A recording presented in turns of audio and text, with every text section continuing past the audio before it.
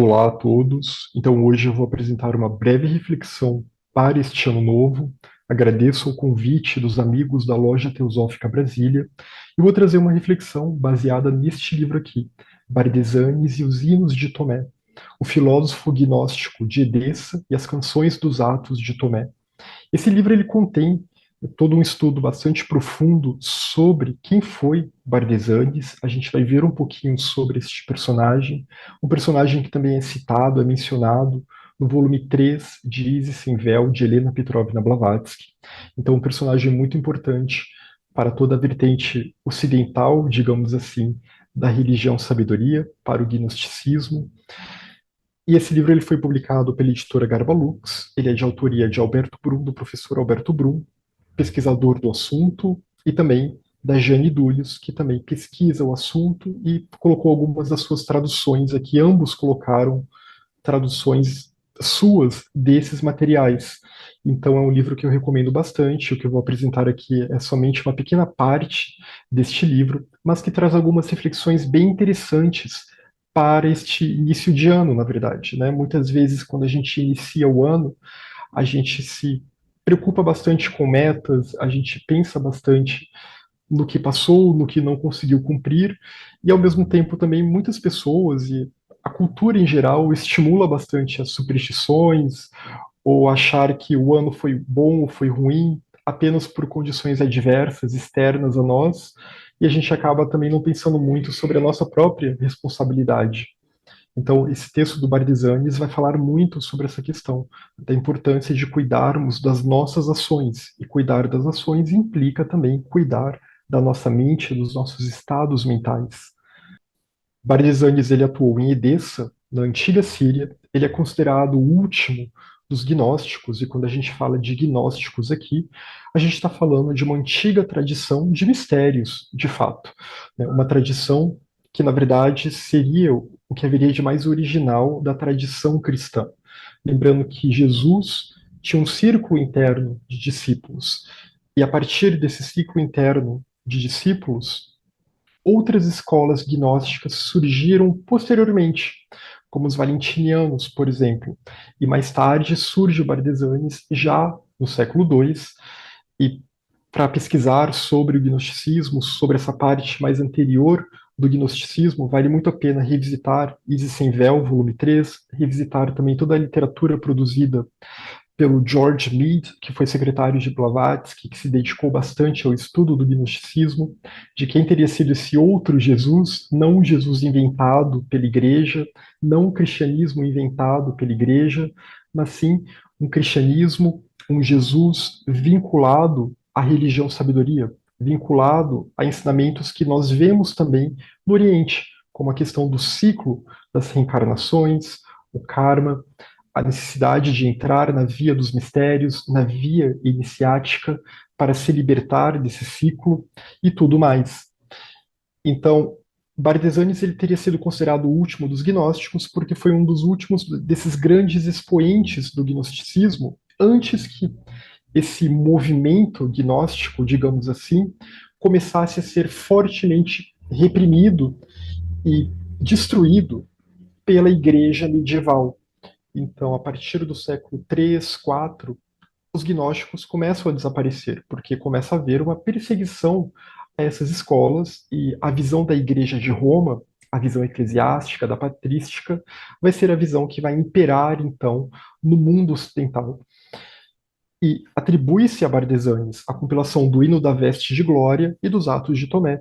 Vale a pena lembrar também que Bardesanes ele viveu nessa região de Edessa, uma região ligada aí também ao Império dos Partas, na antiga Síria.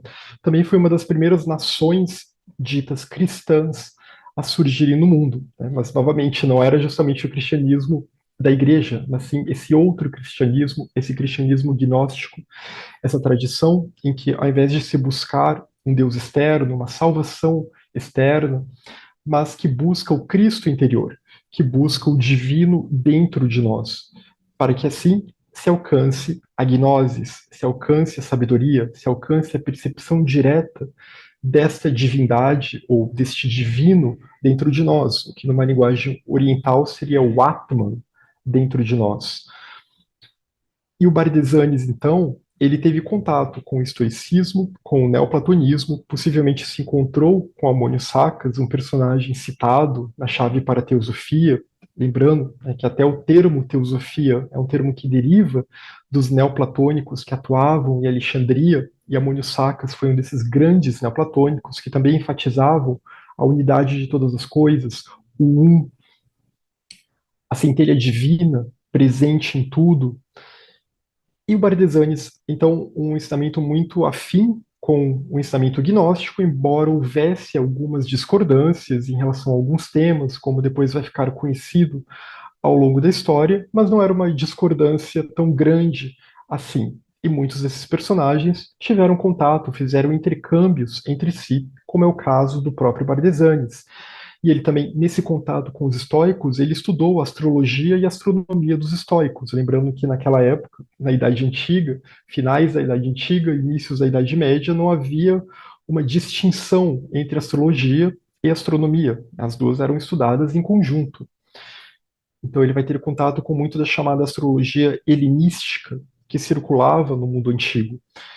E, ao mesmo tempo que ele vai estudar bastante essa astrologia, ele vai criticar o mau uso, né, e um uso excessivamente determinista e supersticioso da astrologia no texto intitulado O Livro das Nações, que é um texto que ele escreve justamente para mostrar que não é somente a astrologia que determina a nossa vida, que determina o nosso destino.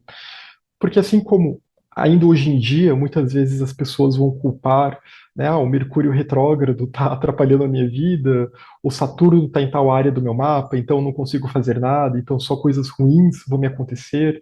A gente acaba tirando a nossa responsabilidade, a responsabilidade que a gente tem com a nossa própria vida, né, e também que a gente tem em relação à vida das outras pessoas, como estamos afetando as outras pessoas, os outros seres, o planeta.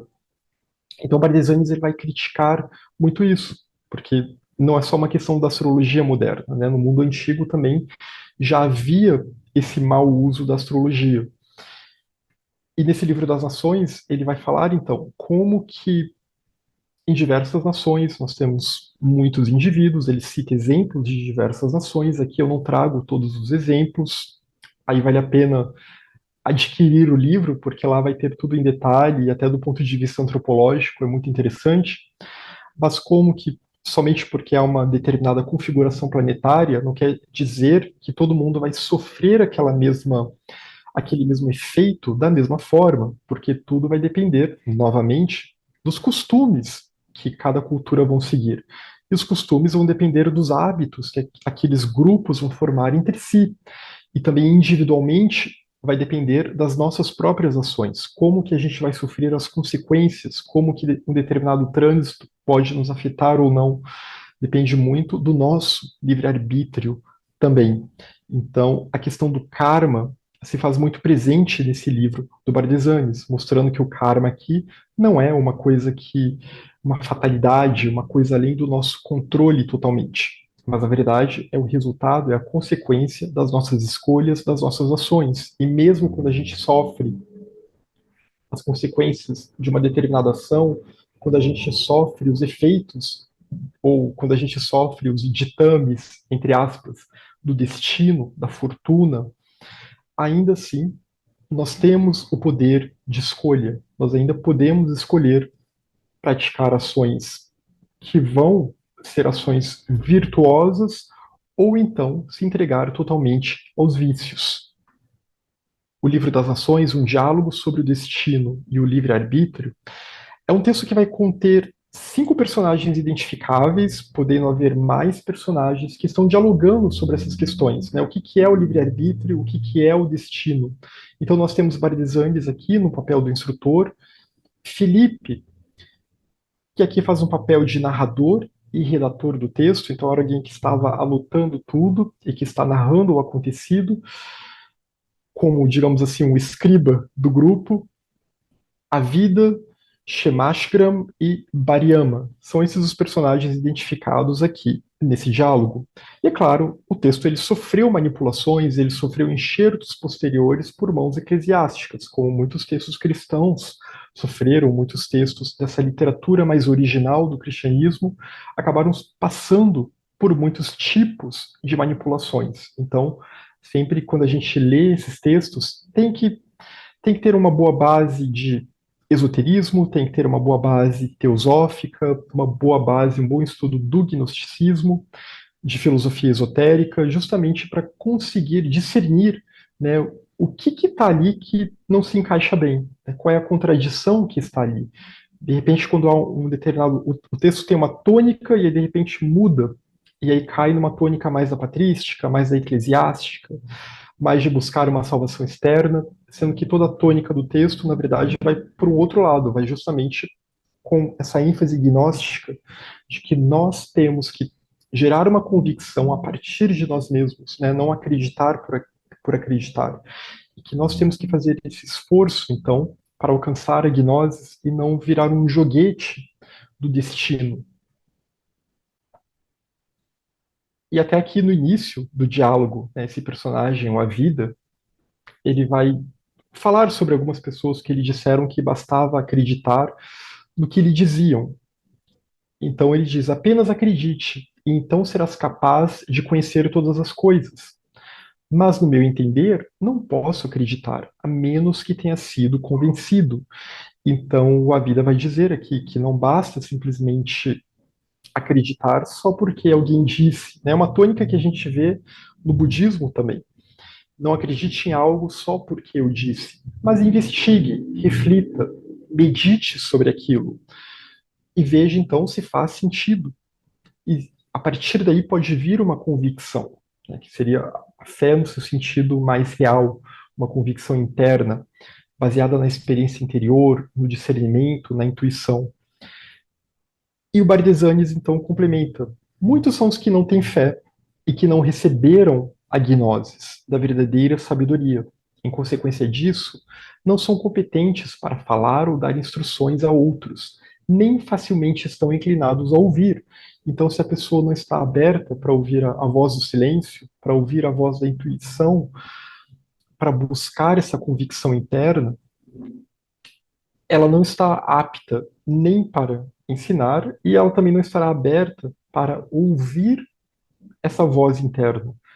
Ela não vai ter uma abertura, uma mente suficientemente flexível para ouvir um ensinamento que pode ressoar internamente na sua mente, na sua alma. Então, muitos são os que não têm fé, e aí eu reforço aqui, é fé no sentido que os gnósticos davam de pistes, que é convicção baseada na experiência interior e no discernimento, na intuição, que não receberam a gnosis. Eles não têm convicção, quem não tem convicção não vai receber a gnosis, que é essa percepção direta da natureza divina. A gente tem a palavra em sânscrito jnana, né, muito conhecido de quem estuda filosofia oriental, que é uma palavra cognata com gnosis. Essa sabedoria última, uma sabedoria inata, uma percepção direta de uma mente que agora foi purificada, de uma mente que se libertou das ilusões, se libertou das máculas ou se libertou dos estados perturbados que a impediam de ver as coisas como elas realmente são, que a impediam de ver a unidade fundamental de todas as coisas. Uma mente que está poluída pelo poder da ignorância, que apenas vê o mundo sob a ótica da separatividade. E o que é essa sabedoria? É a gnosis, então, que advém dessa sabedoria, que advém dessa luz, essa luz de Sofia. A Sofia, a sabedoria é representada como uma deidade, aquela deidade, então, que vai dar à luz àqueles que são vivos, que traz a vida com V maiúsculo. Essa sabedoria, então, é a sabedoria que está latente dentro de nós, mas que ela precisa ser ativada. E é ela que leva para a gnose, é ela que leva para essa percepção direta. Então é necessária toda uma via de purificação de pensamento, de palavra e ação para que essa sabedoria ela seja ativada dentro de nós, porque ela é aquele aspecto mais puro da nossa alma, da nossa psique, da nossa mente. É aquela luz que já está lá, mas está esquecida, como um tesouro que está obstruído.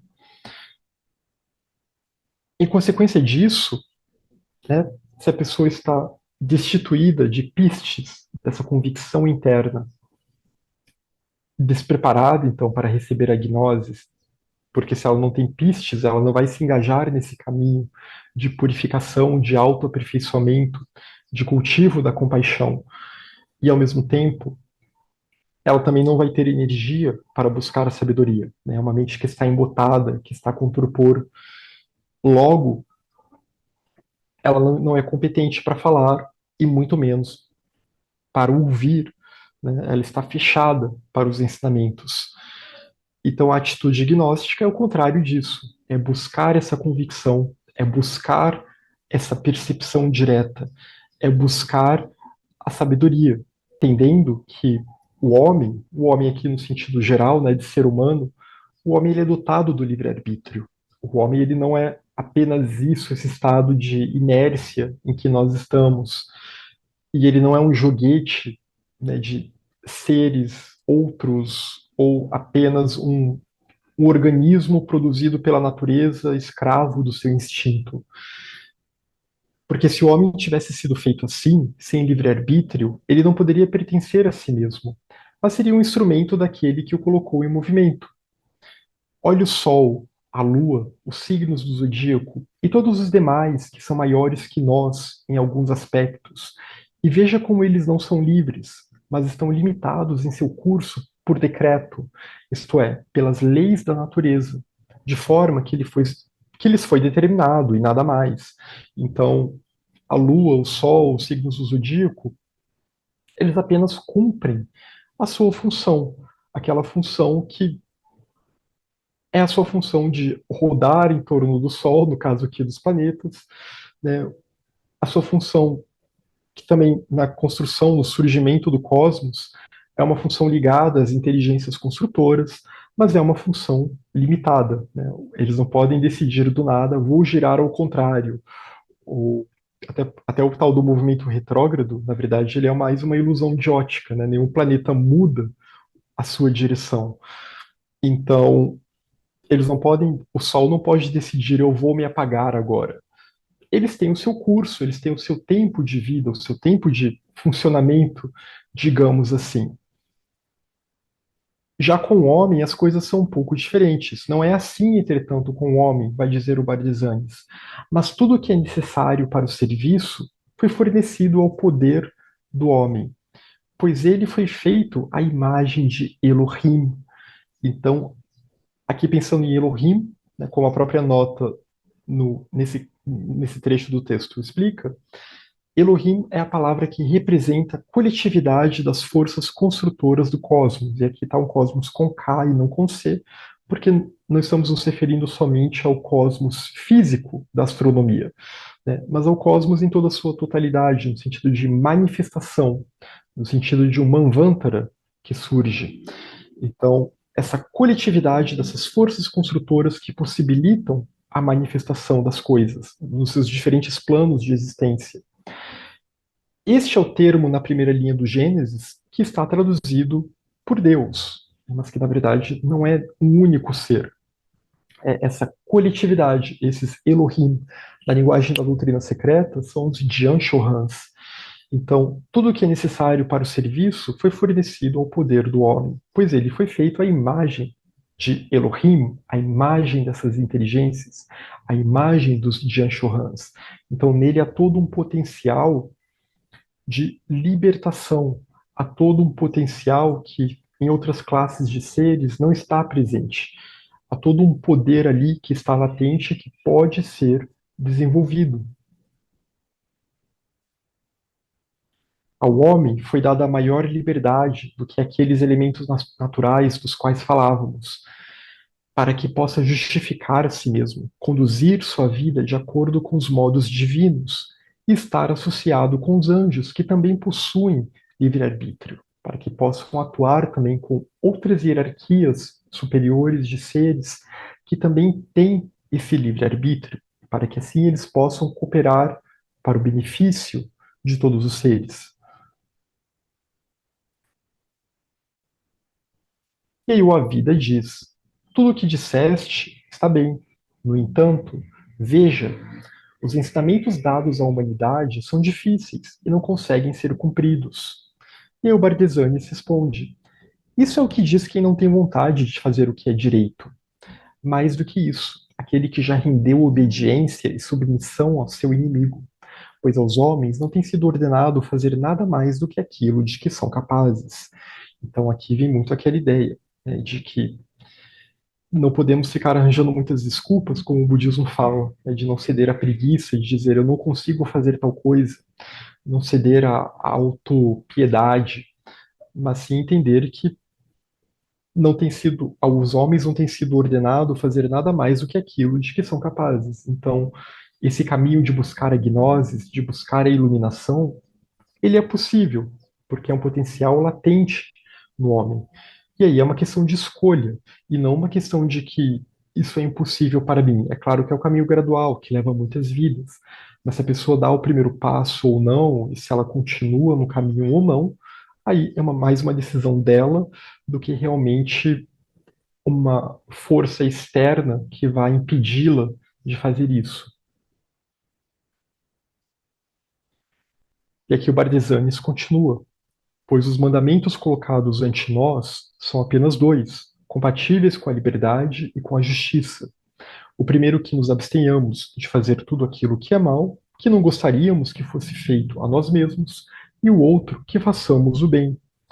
Então, tomar esse devido cuidado com as ações, se abster-se do que é mal e fazer o bem. O bem para os outros seres. Aqui nunca é o bem no sentido de o bem para si próprio, ou no sentido egoísta de adquirir coisas boas para si, né? Como a nossa mente com senso de separatividade tende a interpretar as coisas, mas realmente fazer o bem no sentido de auxiliar os outros seres e se abster de fazer o mal para os outros seres, que acaba sendo o mal a si próprio também. Idêntico ao preceito budista, como até foi colocada uma nota aqui no texto pelo autor do livro, pelo professor Alberto Brum. Então, idêntico ao preceito budista chamado o primeiro mandamento de Siddhartha, presente, por exemplo, no Dhammapada: deixai de fazer o mal e aprendei a fazer o bem. E que vemos também em outras tradições, né? Na yoga do Patanjali, nós temos os yamas e niyamas. Os yamas também se referem às abstenções e os niyamas se referem às observâncias, à conduta adequada. Então, buscar basicamente não ceder aos vícios, não se entregar aos vícios, não causar danos aos outros seres, e buscar fazer o bem, buscar a virtude, se dedicar à virtude. Observe, todas essas coisas estão sob o controle da mente do homem e não dependem do vigor do corpo, mas da vontade da alma.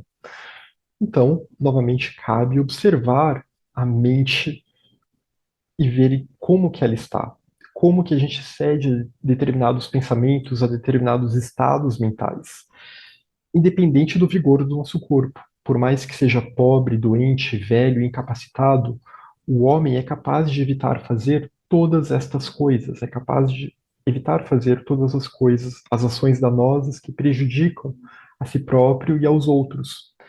E ele pode amar, abençoar, dizer a verdade e orar pelo bem de todos aqueles que conhecem. Ele pode gerar boas intenções, pode meditar pelo bem de todos aqueles que conhecem.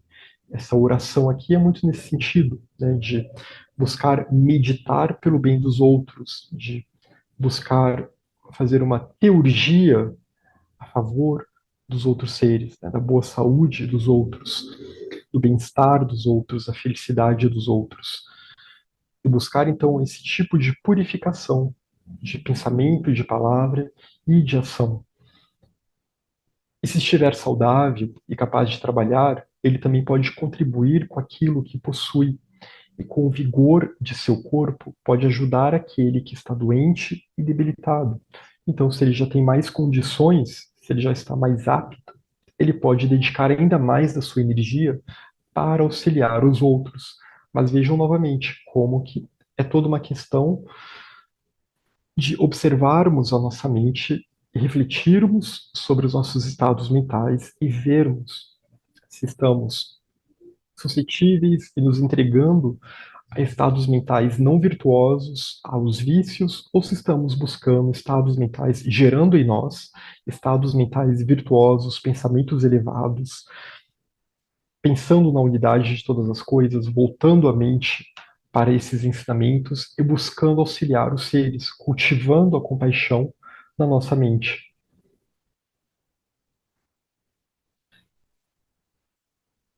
E Albardesandes diz: o bem é próprio do homem, por isso ele se regozija sempre que atua retamente. Agir de forma compassiva, agir de forma virtuosa, é o nosso estado natural, é o nosso estado em harmonia com a nossa natureza divina. Pensando aqui como vimos no início, de que fomos criados à imagem e semelhança de Elohim, à imagem e semelhança da mente divina, das inteligências construtoras. Já o mal é obra do inimigo, e, portanto, o homem comete más ações quando não está mestre de si mesmo. A linguagem gnóstica, esse inimigo, ele pode ser identificado com o anjo da ignorância, Yaldabaoth, a ignorância na nossa mente que obstrui a luz da gnosis. Aqui não se trata de um inimigo externo, de algo que tem que ser combatido fora de nós, né? Isso é muito mal compreendido hoje em dia, porque as pessoas tendem a ler os textos gnósticos sob uma perspectiva materialista. As pessoas interpretam a ideia de que é como se a gente vivesse naquele filme Matrix, né, de uma forma bem literal, que estamos sendo controlados por seres maléficos e como uma teoria da conspiração, né, e que a gente tem que se libertar desses seres nessa batalha, etc. E aí as pessoas esquecem que, na verdade, esses seres maléficos somos nós. É a nossa mente que, devido ao esquecimento, que, devido a esse estado de torpor em que ela se encontra, ela se esqueceu da sua origem divina. Ela se esqueceu que a sabedoria, Sofia, é a sua mãe. Nós somos Yaldabaoth. Ao mesmo tempo que nós somos criados à imagem e semelhança de Elohim, das inteligências construtoras, mas nesse estado de esquecimento que nós estamos, nós nos tornamos Yaldabaoth, né, e achamos então que eu sou o único Deus e não há outro além de mim. E essa é uma boa projeção do ego humano, de como percebemos as coisas a partir de uma ótica de separatividade. Essa é a ignorância. O que os indianos, né, a tradição Vedanta, o budismo, vão chamar de avidya, essa falta de uma reta visão, essa falta de sabedoria, essa falta de gnosis, essa falta de jnana, essa percepção que é ao mesmo tempo dualista e de cisão e de separatividade. Então, essa é a ignorância, esse é o inimigo que está em nós, né, e que somos nós mesmos, mas ao mesmo tempo em nós também está a imagem divina, em nós também está a natureza dos Elohim, em nós também está a centelha crística, em nós está Cristo, em nosso coração. Está essa luz que permeia tudo, que é a vida una, e é ela que possibilita, então, que nós percebamos que estamos vendo as coisas de uma forma errada, e assim nós consigamos nos libertar dessa prisão, uma prisão que nós próprios criamos.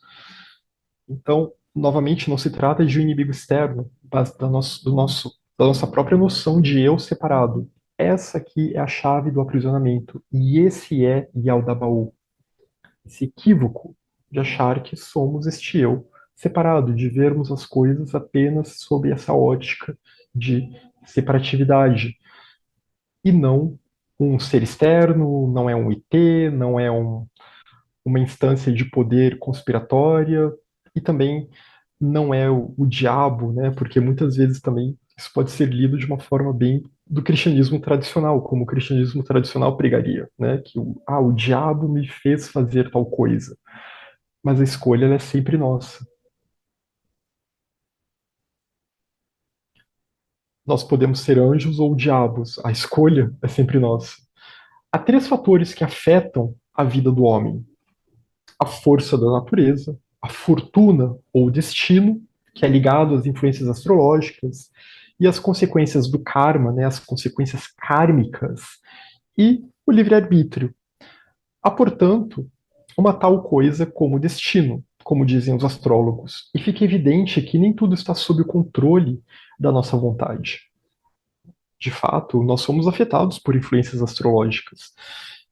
E isso tem muito a ver com o nosso karma também, como essas influências elas vão, digamos assim, fazer com que determinadas situações se apresentem em nossa vida, com que determinadas coisas surjam, determinadas experiências possam ficar ou mais fáceis ou mais difíceis na nossa vida. Mas tudo isso vai depender do nosso karma, que depende das nossas ações. Já também os fatores da natureza, eles vão ter muito a ver com os fatores biológicos, realmente. Os animais, eles estão completamente suscetíveis a esses fatores, as questões do instinto, etc. Nós já conseguimos ter um certo controle, mas também não é um controle total. Todos nós vamos adoecer em diferentes momentos da vida, e todos nós vamos morrer em algum momento também. E é claro, como a reencarnação, depois nascemos de novo e passamos por todo esse processo. É todo um processo cíclico. Nós não temos total agência, total autonomia sobre esse processo. Eu não posso decidir não envelhecer, assim como eu não posso parar de comer sem morrer de fome. Então, não há um poder total aqui. Mas esse livre-arbítrio, a gente pode pensar que é como, já que estamos nesse mundo aprisionados, né, pelos nossos próprios vícios, como eu falei, é uma prisão que, de certa forma, nós próprios engendramos. A liberdade que nós temos, o livre-arbítrio que nós temos, é uma espécie de uma liberdade cerceada, até que a pessoa se purifique, se torne perfeita, né, se torne perfeito. Até esse momento, nós estaríamos ainda nesse estado de uma liberdade cerceada, em que sofreremos as consequências das nossas ações guiadas por vícios, né, de ações negativas. Não poderemos controlar, não poderemos não sofrer essas consequências, mas ainda assim a nossa reação vai sempre depender da nossa própria escolha. Se a gente reforça aquele padrão de comportamento, ou se a gente tenta mudar aquilo, e daí por diante. Se a gente também tenta se libertar desse ciclo, e aí entrar numa via mais profunda, num caminho mais profundo, numa senda oculta, numa via de mistérios, também vai depender do nosso livre-arbítrio, né, uma decisão nossa, mas até se a gente tem acesso a isso, vai depender do nosso karma, se a gente tem acesso a esses ensinamentos gnósticos idôneos, antigos, vai depender do nosso karma. Se a gente vai ter acesso a alguma outra vertente da religião sabedoria, a própria teosofia, a uma literatura idônea vinculada a esse assunto, tudo isso vai depender do nosso karma. E ao mesmo tempo a gente não pode deixar o nosso discernimento de lado. Temos que continuar investigando, discernindo, para aprender cada vez mais, porque às vezes o nosso karma ele favorece, ele nos impulsiona para a busca daquele assunto, mas a gente ainda está encontrando aquilo de uma forma muito superficial, porque a gente não está ainda alimentando a nossa busca com energia o suficiente. E como que a gente alimenta a nossa busca? Justamente buscando ter uma vida que esteja em consonância com essa busca, buscando colocar em prática esses princípios e preceitos, como vimos aqui, né? Tentar se abster de ações danosas e buscar fazer o bem para os outros seres, né? Buscar cultivar essa compaixão e refletir, estudar bastante, meditar bastante e tudo mais. Então, há, portanto, uma tal coisa como destino, como dizem os astrólogos. E fica evidente que nem tudo está sob o controle da nossa vontade, pois o que é chamado de destino nada mais é do que um modo de ação. Então, nada mais é do que o que os orientais vão chamar de karma, a consequência das nossas ações. O modo como nós agimos vai afetar o nosso destino, né? Vai afetar o nosso curso, vai afetar como vamos experienciar, por exemplo, determinados trânsitos astrológicos. Isso vai ser experienciado de formas muito individuais, né? E é claro que vai ter as dimensões coletivas também, mas ao mesmo tempo, o poder de escolha sempre estará lá. Então ele traz esse exemplo da Índia, né? Ele vai dar exemplos de várias nações que estão no livro, mas eu achei interessante esse exemplo, porque ele vai falar da lei dos Brahmanes, né? Que os Brahmanes têm que ter uma série de condutas, dentre elas, por exemplo, a de não comer carne. E ele diz que muitos Brahmanes quebram essas leis, essas normas. Mas os astros maléficos não obrigaram os Brahmanes a praticar coisas más e impuras. Aqui ele está usando muito a linguagem astrológica antiga, né, que você teria aqueles planetas maléficos, como Saturno, como Marte, que poderiam ser planetas vinculados a determinados acontecimentos ruins. Mas esses astros não obrigaram os Brahmanes a praticar coisas más e impuras. E os astros benéficos, que seriam Vênus, Júpiter, não convenceram outros indianos que praticavam coisas ruins a se absterem de fazer essas coisas ruins. Ele vai dar o exemplo dos canibais, por exemplo. Algumas tribos canibais que há na Índia, que havia na Índia naquela época, não sei se ainda há, bons trânsitos astrológicos, astros benéficos, em nenhum momento fizeram ou convenceram aqueles indianos a pararem de comer carne humana, a praticarem algo tão vil quanto o canibalismo. Da mesma forma que astros maléficos não obrigam brahmanes a praticar coisas más e impuras, porque alguns praticam e outros não, independente desses trânsitos astrológicos, porque é tudo uma questão de escolha. Em todas as nações, a cada dia e a cada hora, pessoas nascem com mapas natais de configurações diversas, mas as leis dos homens prevalecem mais do que o destino decretado pelos astros, e as pessoas conduzem as suas vidas regidas por seus próprios costumes, porque essa questão dos costumes, da cultura, também vai afetar bastante o que pode ser aceito ou não numa determinada sociedade e que também nem sempre vai estar de acordo com o que é necessário em termos de conduta para uma espiritualidade mais profunda, para seguir a via do adeptado, a via dos mistérios, né? Por isso que quem segue esse caminho esotérico, esse caminho da senda oculta, acaba tendo que se apartar, que se despir de muitas características culturais que eles foram impostas desde o nascimento, por ter nascido naquela cultura, naquela língua, etc. Então, isso também é uma escolha. Isso também é possível. Talvez a pessoa tenha nascido numa cultura em que se coma churrasco toda semana, em que se beba álcool todo dia, se beba vinho todo dia. De acordo com as leis ocultas, não se deve tomar álcool para alguém que busca esse aperfeiçoamento espiritual, devido aos danos que o álcool causa, tanto o embotamento mental, quanto também os danos ao corpo sutil que ele causa, né? Os danos ao chamado duplo etérico que ele causa.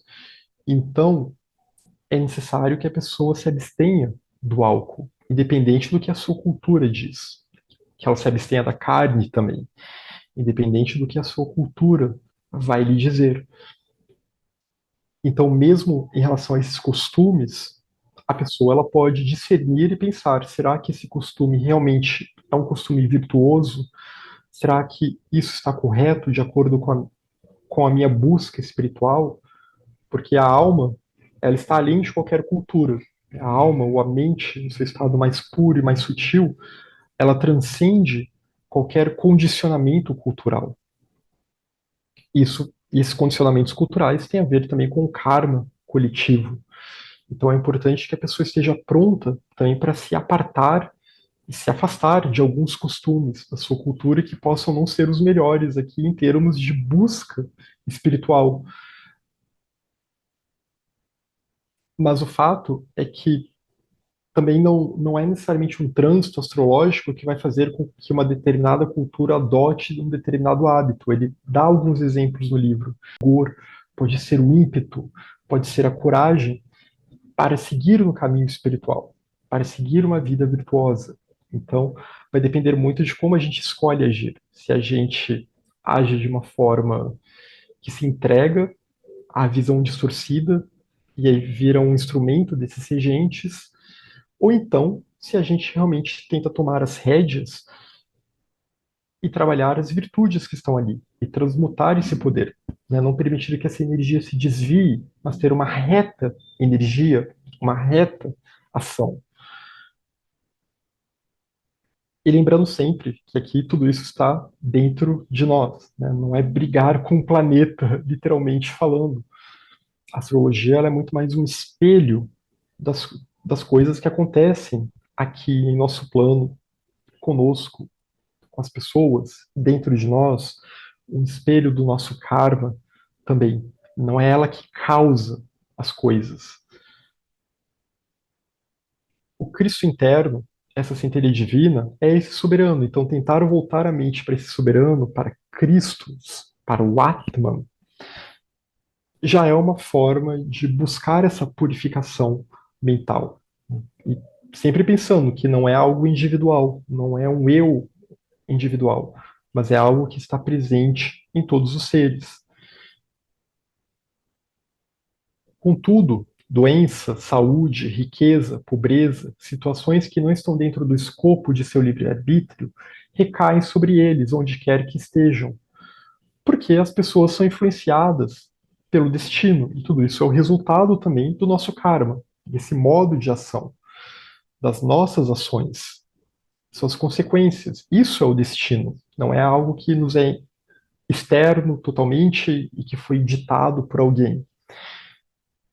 A liberdade humana, ela não está sujeita aos sete planetas. Ou se em algum momento ela é influenciada, né, a gente tem sempre que pensar que esses planetas, a astrologia, esses trânsitos, eles têm sim uma certa influência em nós, mas nós somos capazes de resistir a esse trânsito. Vai depender muito, novamente, de como estamos cultivando, de como escolhemos cultivar determinados estados mentais ou não.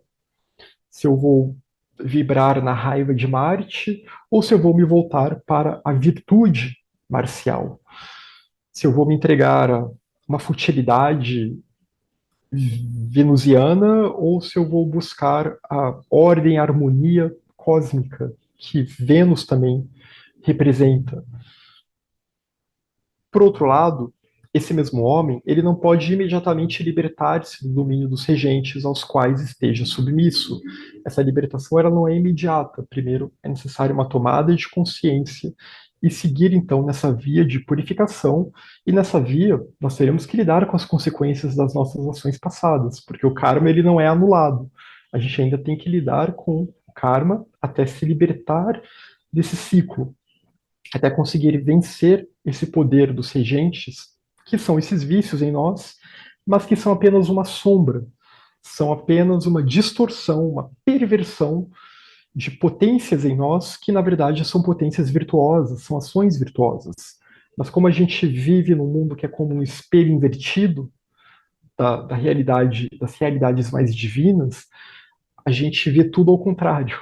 Então é parar de ver tudo ao contrário, é colocar o espelho na posição certa, digamos assim, para que assim a gente consiga não mais ser guiados por esses vícios, não mais ser dominados, melhor dizendo, por esses vícios, mas sim nos tornarmos os senhores de nós mesmos, da nossa mente, da nossa carruagem, e usando esse poder que antes eram esses vícios que nos dominavam, mas agora como virtudes. A raiva transmutada em coragem, transmutada em paciência, temperança, a ignorância transmutada em sabedoria. Então, tudo vai depender de nós. E é claro, é um caminho longo, é um caminho que leva várias vidas. Né? Ninguém alcança a gnoses numa única vida. É um processo muito longo. E também a gente não pode ter a ilusão de que somos capazes de tudo, porque também vamos envelhecer. A gente nasce como um bebê, a gente está sujeito às leis da natureza biológica, a gente vai sofrer doenças, a gente vai passar pela puberdade, pela adolescência, o nosso cérebro vai estar em formação ainda.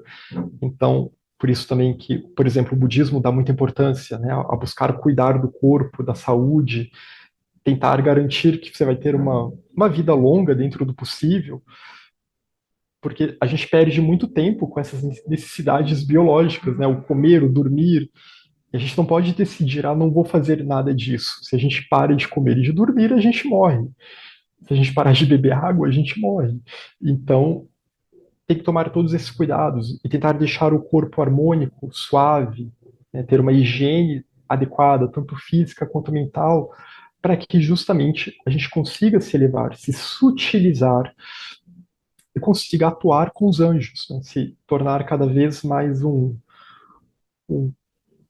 um ser humano mais propício para trabalhar com as hostes angélicas, por exemplo, com as hierarquias angelicais, para o benefício dos outros seres, e para que a gente tenha bons estados mentais para conseguir também auxiliar os outros seres sem perturbá-los ou tentando minimamente não perturbá-los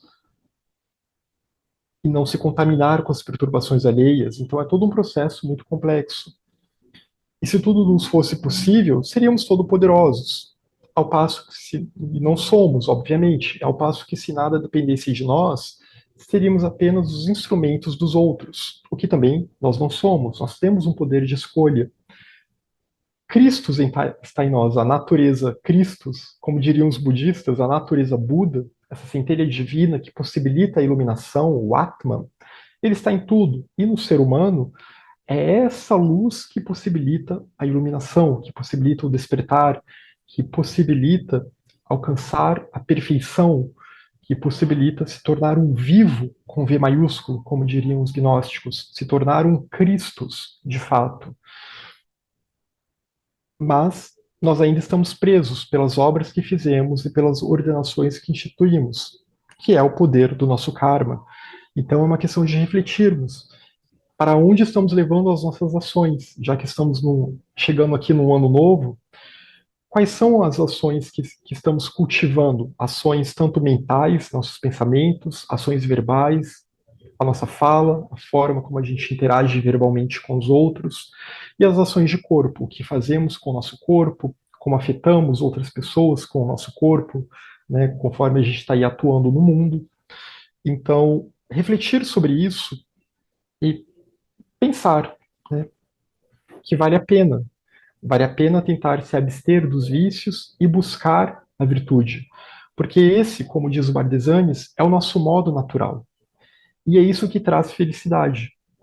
Tsongkhapa, um importante expoente budista da escola Gelugpa, bastante citado em textos teosóficos também, o Tsongkhapa ele diz no texto Lamrim Chenmo que de ações virtuosas advém a felicidade, e de ações não virtuosas, de ações danosas, advém o sofrimento. E aqui temos a mesma ideia, independente dos trânsitos astrológicos, do que for, o importante e das próprias circunstâncias da vida, né, o envelhecimento, as doenças, tragédias, várias coisas que podem acontecer nesse mundo instável e impermanente que vivemos, ainda assim buscar cultivar pensamentos virtuosos e voltar a mente para a centelha divina, voltar a mente para Cristo interno, que está presente em todos os seres, ver esse Cristo em todos os seres, desenvolver a compaixão, ver o Atman em todos os seres, voltar a mente, buscar se lembrar a todo momento dessa unidade fundamental, meditar para essa unidade com uma luz branca que se irradia para todos os cantos, uma luz pura que purifica todas as coisas. Então, talvez seja uma boa reflexão para este ano a gente refletir melhor, né, sobre qual é o curso, ou para qual curso, para qual caminho desejamos ir, e como podemos, então, cultivar estados mentais mais virtuosos e voltar a nossa mente para essa unidade fundamental, e não terceirizar a nossa responsabilidade para planetas, para outros seres, outras pessoas, para teorias da conspiração, etc. Mas pensar realmente qual é a nossa responsabilidade, já que nós fomos criados à imagem e semelhança de Elohim, a imagem e semelhança da inteligência divina.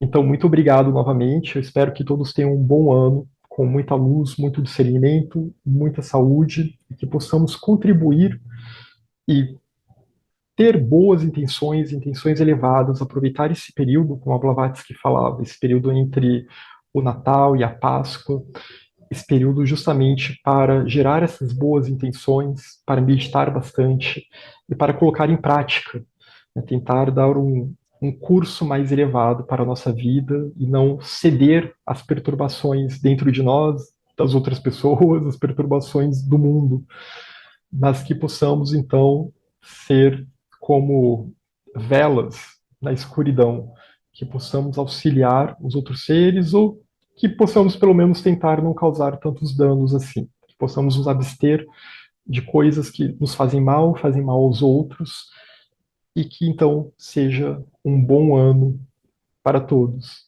Muito obrigado e para quem quiser adquirir esse livro, eu recomendo muito. Ele tem muitos ensinamentos preciosos e ensinamentos que estavam inéditos em português antes. É realmente uma joia de ensinamentos gnósticos. Barisandes e os Hinos de Tomé, do professor Alberto Brum, da professora Jane Dúlios. Também tem textos traduzidos do George Mead, que foi secretário de Blavatsky. Ele pode ser adquirido no site da editora Garba Lux, junto com outros lançamentos também da editora. Então, muito obrigado e até mais.